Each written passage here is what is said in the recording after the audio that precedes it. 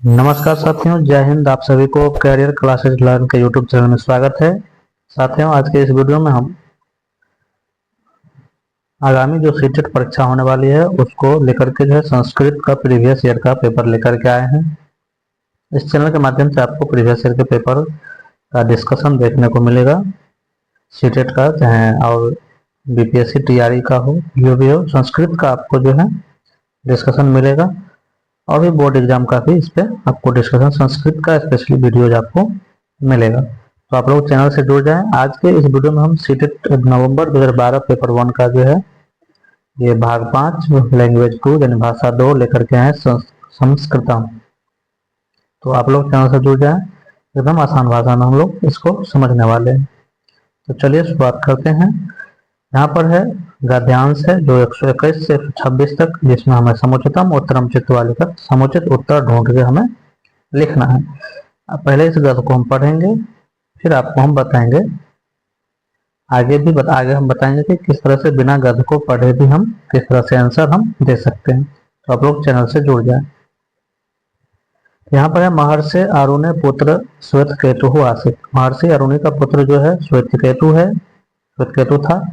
द्विवर्षीयम तम 12 वर्षीय तम, सॉरी यहाँ पर 12 वर्षीयम यानी कि 12 वर्ष के जब हुए उसका पुत्र यानी कि अरुणे के पुत्र यानी श्वेत केतु जब 12 वर्ष का हुआ तो पिता अरुणि ही उवाच, पिता जो है अरुणि वो उसको बोले कि हे श्वेत केतु गुरुम प्रति गच्छ, गुरु के पास जाओ, अध्ययनार्थम गुरु के पास जाओ पठन पाठन करने के लिए यानी अध्ययन करने के लिए।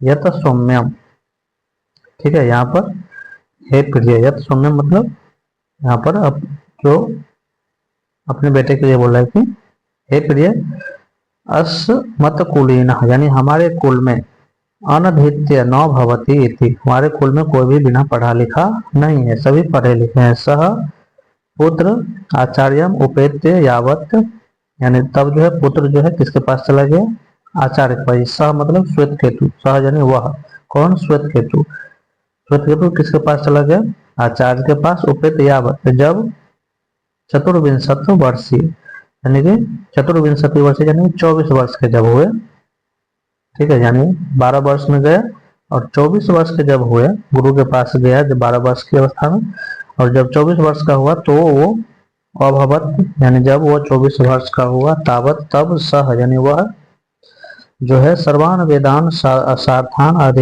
अधित्य पितु सकाशम आगच्छतम, यानी कि सभी वेदों का अध्ययन कर लिया, जितने भी वेद थे सभी वेदों का अर्थ सहित अध्ययन कर लिया और अपने पिताजी के पास आ गया। सह च सर्वश्रेष्ठ अहम, वह जो है अपने आप को सर्वश्रेष्ठ मानने लगा, कौन, श्वेत केतु। इति मान्यमान मानह उद्धत स्वभाव अभवत, इसको मानते हुए यानी वो अपने आप को सर्वश्रेष्ठ मानता था, मानने लगा, इसके लिए वो उसके मन में जो है उसका स्वभाव जो है कैसा हो गया, उद्धत स्वभाव यानी कि घमंडी स्वभाव का वो हो गए।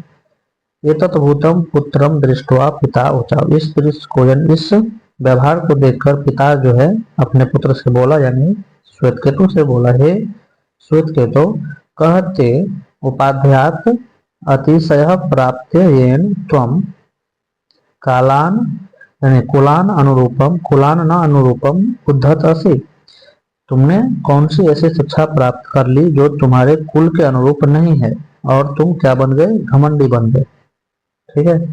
जानासी, क्या तुम जानते हो, किम तत् येन श्रुतेन अन्यत अश्रुतम अपि श्रुतम भवति, यानी क्या तुम जानते हो, यहाँ पर कहा कि क्या तुम वह ज्ञान जानते हो जिसे जान लेने से अनसुनी बातें यानी अनकही बातें भी जानी हुई लगती है, यानी अनजानी बातें भी जानी हुई लगती है। और श्रुतम जो अनसुनी बातें भी श्रुतम भवती सुना हुआ लगता है। और मतम मतम जो न समझा जाए, जो न समझा गया हो वह समझ में आ जाता है। तथा अविज्ञातम च विज्ञातम, जो ज्ञात न हो वो भी अज्ञात, जो अज्ञात है वो भी ज्ञात हो जाता है। तो ऐसा उसने पूछा, कौन पूछा, तो अरुण ने अपने पुत्र श्वेत केतु से पूछा। ये तद अद्भुतम प्रश्नम कृत्वा पृच्छति, ये अद्भुत ये आश्चर्यजनक प्रश्न सुन करके जो है श्वेत केतु पूछा, कथम इति, क्या ऐसा हो सकता है, क्या ऐसा संभव है, ये था गद्यांश। अब इसका हम एक एक करके प्रश्न का हल करेंगे। सबसे पहला है उद्धत स्वभाव क अभवत। उद्धत स्वभाव का कौन था, तो श्वेत केतु था। मान्यमानः इति पदे प्रत्यय अस्ति। मान्यमानों में कौन सा प्रत्यय है, तो सानच प्रत्यय है। कौन सा प्रत्यय है, सानच प्रत्यय है। ठीक है, चलिए आगे देखते हैं हम। यहाँ पर उवाच है, यहाँ पर उवाच इति क्रियापद से कर्तृपद पदम अस्ति, यानी उवाच के लिए कौन सा यहाँ पे कर्ता पद होगा। ठीक है, उवाच यानी बोलना। किसने बोला, तो पिता ने बोला। किसने, पिता ने। तो यहाँ पर पिता जो है सही आंसर हो जाए। अब यहाँ पर पितुः इति पदे विभक्ति अस्ति, तो षष्ठी विभक्ति होगा। पितुः जो है यहाँ पर क्या हो जाएगा, षष्ठी विभक्ति हो जाएगा। चलिए, पितुः जो है यहाँ पर ये एक वचन, द्विवचन, बहुवचन नहीं दिया है। एक वचन में पितुः जो है पंचमी षष्ठी भी होता है और पंचमी में भी पितुः होता है। ठीक है, यहाँ पर और चतुर्थी विभक्ति में जो है हो जाएगा पित्रे। ठीक है, और द्वितीय विभक्ति में हो जाएगा पितरम। चलो अब आगे देखते हैं। गच्छ इति क्रियापदे लकार अस्ति। गच्छ जो है इसमें कौन सा लकार है, तो गच्छ में जो है लोट लकार है। ये लोट लकार का रूप है, मध्यम पुरुष का एक वचन का रूप है, जिसका रूप होता है गच्छतु, गच्छताम, गच्छन्तु। ठीक है, तू ताम अंतु और तम त लोट लकार का रूप है तू ताम अंतु, इस तरह से और तम त, और होता है आनी आव आम आव। ठीक है, आनी आव आव, आनी आव आव, ये लास्ट हो जाएगा। ठीक है, तो यहाँ पर ये मध्यम पुरुष का है, तो यहाँ पर अ है, तो गच्छ है, गच्छतु, गच्छताम, गच्छन्तु, गच्छ, यहाँ पर गच्छतम, गच्छत, इस तरह से गच्छानी, गच्छावा, गच्छावा। तो ये मध्यम पुरुष का एक वचन का रूप है लोट लकार का। ठीक है, ये याद रखना। चलिए अब आगे देखते हैं। उद्धत स्वभाव पदे समास। उद्धत पद में जो है कौन सा समास है, तो यहाँ पर बहुव्रीहि समास है। कौन सा समास है, बहुव्रीहि समास। बहुव्रीहि समास वह होता है जिसमें जो है शब्द का अर्थ किसी तीसरे व्यक्ति या वस्तु को बताता है। यहाँ पर उद्धत स्वभाव का मतलब होता है जिसका स्वभाव क्या हो, घमंडी हो, यानी उद्धत हो यानी घमंडी हो, तो वो उद्धत स्वभाव वाले होते हैं, उसे बहुव्रीहि हम, ये बहुव्रीहि समास है। ठीक है, चलिए अब ये हो गया। अब दूसरा श्लोक देख लीजिए, दूसरा गद्यांश देख लीजिए। इसका ये 170 से लेकर के 135 तक होगा, जिसका हम जवाब देंगे। चलिए इसका अर्थ पहले हम समझ लेते हैं। संप्रति यानी आजकल, यानी वर्तमान में। संप्रति मतलब होता है वर्तमान। शिक्षा संस्था यानी शिक्षा संस्थान, कोचिंग इंस्टीट्यूट में प्रचलित यानी कि प्रचलित। संस्कृत शिक्षण विधेय, संस्कृत शिक्षण का पठन पाठन का जो विधि है। अयम परिणाम दृश्यते यत बहुनी यत, दृश्यते यत, यानी कि संस्कृत शिक्षण का जो विधि है वर्तमान में, उसका परिणाम हमें क्या है, दिखाई देता है कि बहुनी वर्षाणी संस्कृत यहाँ पर संस्कृतम अधीत्य अपि, यानी बहुत ही मतलब कई वर्षों से हम लोग संस्कृत अधिपत्य अपि, संस्कृत पढ़ रहे हैं। बहुनी वर्षानी, बहुत ही कई वर्षों से हम लोग संस्कृत पढ़ रहे हैं। अपि, फिर भी संस्कृत छात्राः संस्कृत भाषाया एव स्वविचार प्रकटयितुम् असमर्थाः, यानी कि संस्कृत भाषा में जो है अपना विचार प्रकट करने में क्या है, असमर्थ है बच्चे। लेखने अपि तेषां निपुणम न दृश्यते, लेखन में भी निपुण नहीं दिखाई दे रहा है। कारणम किम, इसका कारण क्या है। स्पष्ट रूप से यत प्रचलित विधिषु संस्कृतम संस्कृतेन न पाठ्यते, स्पष्ट रूप से इसका जो है प्रचलित विधि जो संस्कृत है, संस्कृत पढ़ाने की विधि संस्कृत है, जिसके माध्यम से हम लोग नहीं पढ़ा रहे हैं। संस्कृत को संस्कृत के माध्यम से हम लोग नहीं पढ़ा रहे हैं, बल्कि अन्य भाषा के अपितु अन्य भाषा के द्वारा हम लोग पढ़ा रहे हैं। संस्कृत पाठ्य पुस्तकम पठानाम अनुवाद एवं संस्कृत शिक्षणस्य उद्देश्य इति स्वीकृतः, यानी आजकल जो है संस्कृत शिक्षण का एक ही उद्देश्य मान लिया गया है कि संस्कृत पठन पाठन का अनुवाद करना, संस्कृत जो है जो पाठ्य पुस्तक है उसका हिंदी में अनुवाद करना, ऐसा नहीं है। छात्रा संस्कृतेन संभाषणस्य संस्कृत श्रवणस्य वा अवसरम एव न प्राप्नुवन्ति। संस्कृत के पढ़ने वाले जो भी छात्र छात्राएं हैं उसको संस्कृत में जो है संभाषण यानी संस्कृत में बात करने के लिए जो है वैसा अवसर नहीं मिल पा रहा है, प्राप्त नहीं हो रहा है। संभाषण मतलब आप अपने विचार को आदान प्रदान कर संस्कृत में बोलना, संस्कृत में सुनना, ये सब संभाषण संस्कृत के लिए सबसे इम्पोर्टेंट है। संभाषण यानी वैसा वातावरण मिलना जहाँ पे हम संस्कृत सीख सकें। कुत्र तथा संस्कृत शिक्षणम, क्या यह संस्कृत शिक्षण है? स्पष्ट में यत इदम संस्कृत शिक्षणम न, स्पष्ट रूप से यह संस्कृत शिक्षण नहीं है। महान चिंताया विषय एवं यह बहुत ही चिंता का विषय है। संस्कृत पाठन विधो एवं दोष, संस्कृत शिक्षण के पठन पाठन की जो ये विधि है इस दोष को दूर करने के लिए यानी दूर करने अस्माकम एकम महत्वपूर्ण कर्तव्य, इसको दूर करने का एक बहुत ही महत्वपूर्ण कर्तव्य है। चलिए प्रश्नों का उत्तर हम देखते हैं। संस्कृत शिक्षण से किम आवश्यकम, तो संभाषणम आवश्यकम, संप्रेषण आवश्यकम। ठीक है, चलिए अगला है 128 नंबर में है अधुना इत्यर्थे अत्र किम पदम प्रयुक्तम। अधुना के लिए कौन सा, अधुना मतलब अभी आज होता है, इसके लिए संप्रति यानी वर्तमान, अभी ये सब प्रयुक्त हुआ है। ठीक है, इस समय वर्तमान में इसका अर्थ होता है। और अधुना का मतलब भी अभी या अब होता है। ठीक है, एव का मतलब होता है ही, यत मतलब होता है जो या जो की, इति मतलब होता है इस, ऐसा या इस प्रकार। चलिए अगला देखते हैं। अध्यत्वे संस्कृत पाठनार्थम प्रायः कस्या भाषायाः प्रयोगः माध्यम रूपेण न क्रियते। अभी के समय में संस्कृत पठन पाठन के लिए कौन सी भाषा का जो है प्रयोग जो है माध्यम के रूप में नहीं लिया जा रहा है, तो संस्कृत भाषा है। ठीक है, चलिए अब है अधिपत्य इति पदे कह उपसर्ग, तो अधि उपसर्ग है, इसमें उपसर्ग जो शब्द के पहले लगता है। अस्मिन् अनुच्छेदे दृश्यते इति क्रियापदस्य किम कर्तृपदम प्रयुक्तम। इस अनुच्छेद में जो है दृश्यते के लिए कौन सा कर्तापद प्रयुक्त हुआ है, तो यहाँ पर नैपुण्यम होगा। नैपुण्यम मतलब होता है निपुणता या कौशल, तो निपुणता या कौशल इसका अर्थ हो जाएगा। दृश्यते मतलब क्या देखा जाता है, दृश्यते जो है क्या है, यहाँ पर एक कर्मवाची क्रिया है। ठीक है, कर्मवाची यानी इसमें जो है इसका अर्थ हो जाएगा यह क्या देखा जाता है, तो यानी कि नैपुण्य यानी कौशल या निपुणता देखा जाता है। लेखने मतलब लिखने में या लेखन में। सपने विभक्ति, छात्रा मतलब बहुवचन ये है, इसलिए ये नहीं होगा। तेसाम मतलब उसका या उसके, षष्ठी विभक्ति में ये भी नहीं होगा, तो हो जाएगा नैपुण्यम यानी कौशल या निपुणता को देखा जाता है। कर्ता मतलब जिसके लिए काम, क्या या किसको लगा करके कर्ता होता है। चलिए अब देखते हैं 132 नंबर। कर्तव्यम इति पदे कह प्रत्यय, कर्तव्य में कौन सा प्रत्यय है? कर्तव्य में यहाँ पर तबियत प्रत्यय, कौन सा प्रत्यय है, तो तबियत प्रत्यय। चलिए अब अगला देखते हैं।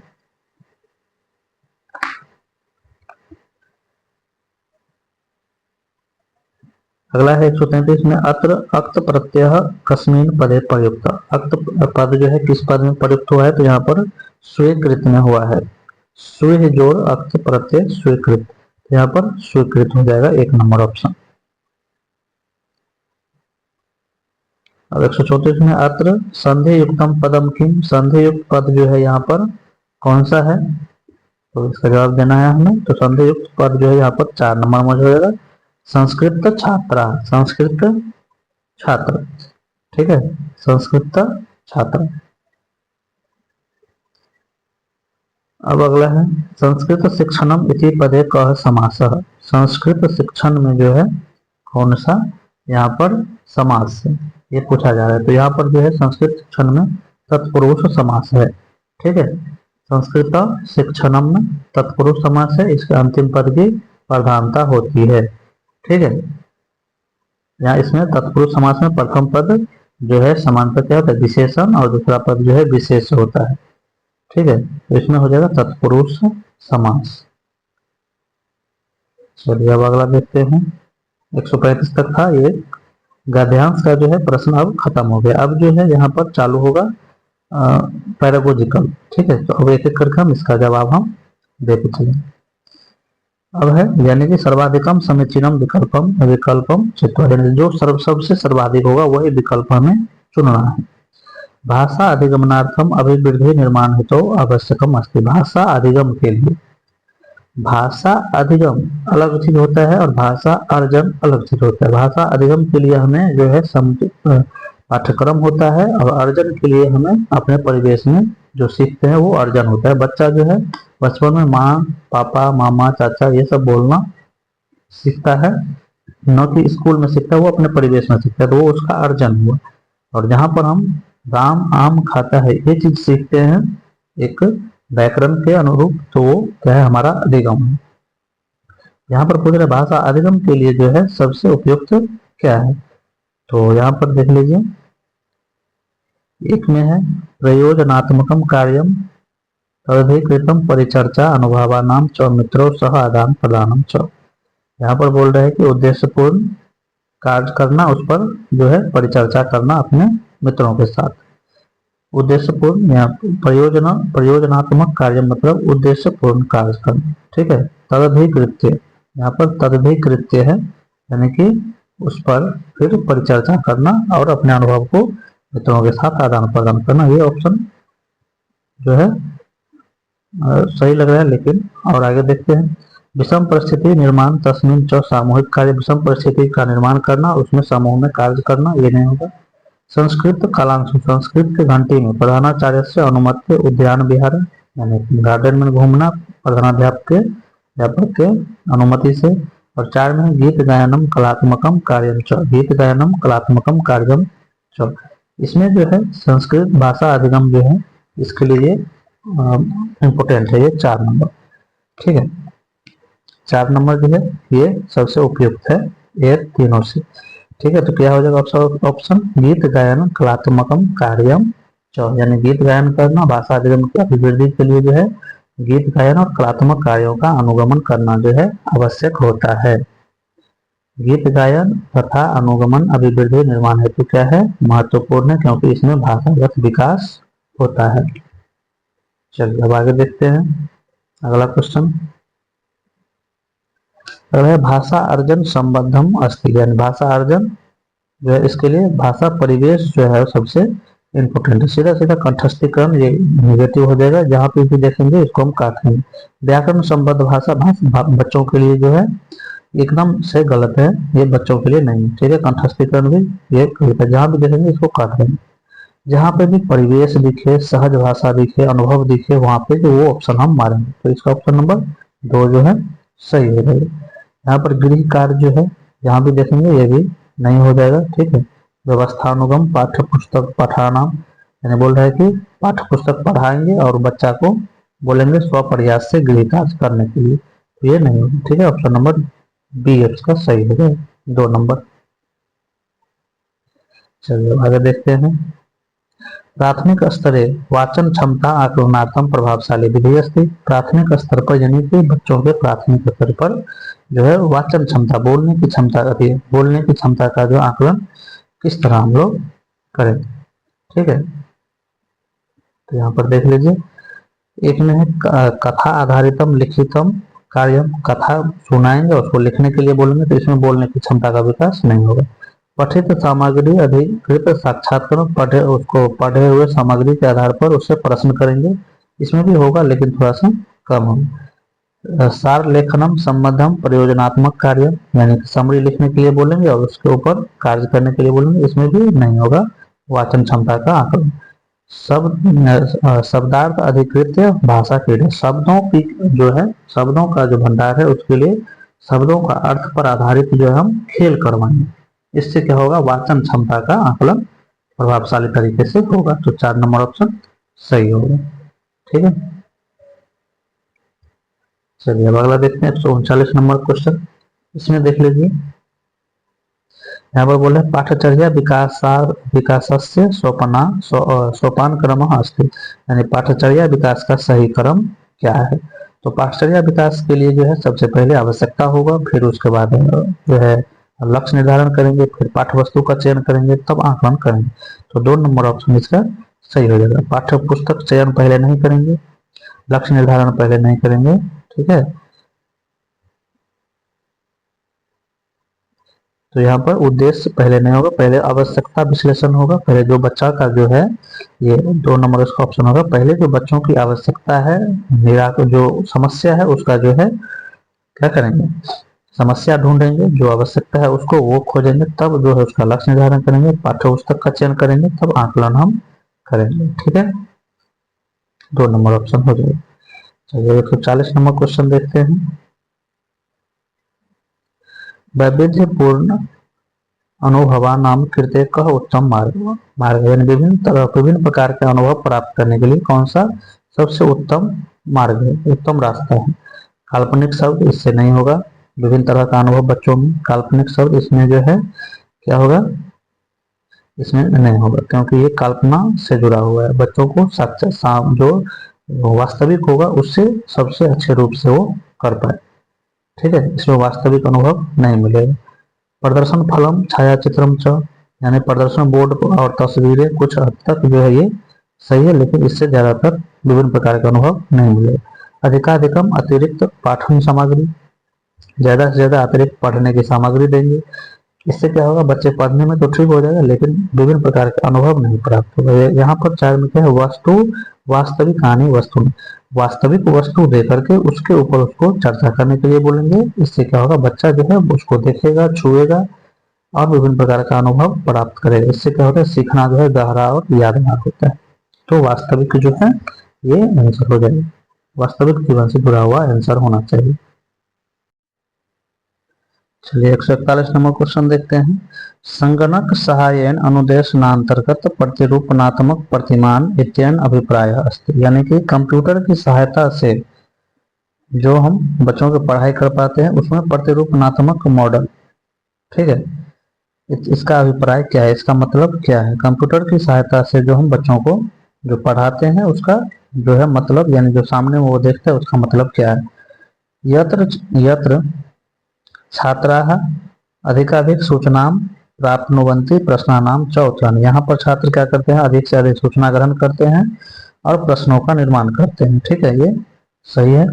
अधिकाधिकम अभ्यसन्ति अधिक से अधिक अभ्यास करता है, जो सबसे उपयुक्त है वो करना है। समस्या समाधानम प्राप्नुवन्ति प्रयासम, समस्या समाधान प्रयास करने का जो है, समस्या का समाधान प्राप्त करने का प्रयास करता है। यत छात्र जीवन से यथाम अनुभवन्ति, यहाँ पर छात्र वास्तविक जीवन का अनुभव करते हैं, ये भी सही है, लेकिन इससे ज्यादा उपयुक्त 1 नंबर है। यत्र छात्र अधिक से अधिक सूचना प्राप्त करते हैं कंप्यूटर के माध्यम से और प्रश्नों का निर्माण करते हैं और उसका उत्तर देते हैं, ठीक है। तो 1 नंबर ऑप्शन इसका सही हो जाएगा। चलिए 142 नंबर देखते हैं। यहाँ पर है श्रवण प्रेरकें अभिप्राय अस्ति, श्रवण प्रेरक यानी सुनने की क्षमता बढ़ाने वाला माध्यम इसमें से कौन सा जो है सबसे अच्छा है। तो निर्दिष्ट सूचना अनुगुणम छात्र वर्गीकरण, निर्दिष्ट सूचना के आधार पर छात्रों का वर्गीकरण करना, ठीक है। उसके बाद है समीक्षा टिप्पणी अर्थम श्रवणम, ठीक है, क्या है ये समीक्षा टिप्पणी अर्थम श्रवणम। उसके बाद है कार्यस्य पूर्णतया प्रस्तुते च कृते छात्राणां श्रवण कौशल क्षमताया विकास, ठीक है। तो यहाँ पर जो है ये 3 नंबर ऑप्शन इसका सही है। 4 में है श्रुत सामग्री अवबोधनार्थम छात्र वर्गीकरण, सुनी हुई सामग्री के आधार पर छात्रों का वर्गीकरण करना। वर्गीकरण बच्चों के लिए हमेशा गलत चीज है, ठीक है, तो ये नहीं होगा, ये भी नहीं होगा। ऑप्शन नंबर 3 जो है इसका सही ऑप्शन हो जाएगा, ठीक है। आगे आपको ट्रिक भी हम बहुत सारा चीज हम ट्रिक के माध्यम से भी बताएंगे अगले वीडियो।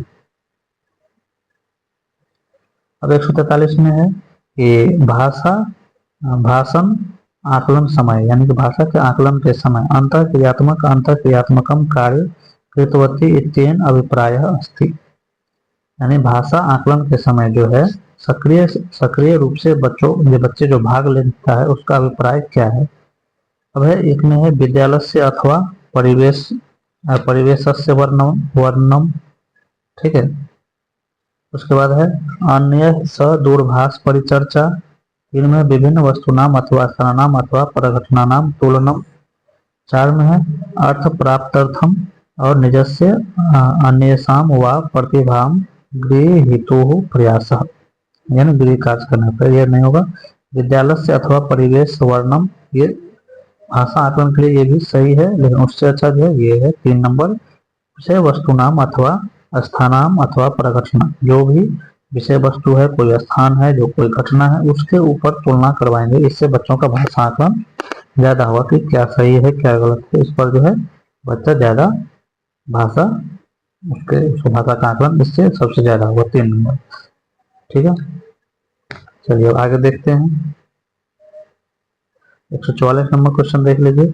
लेखन कौशल से अभ्यासार्थम महत्वपूर्णम अस्ति। लेखन कौशल के लिए जो है सबसे महत्वपूर्ण क्या है? सारांश लेखनम, यानी किसी पाठ या कहानी को संक्षेप में लिखना।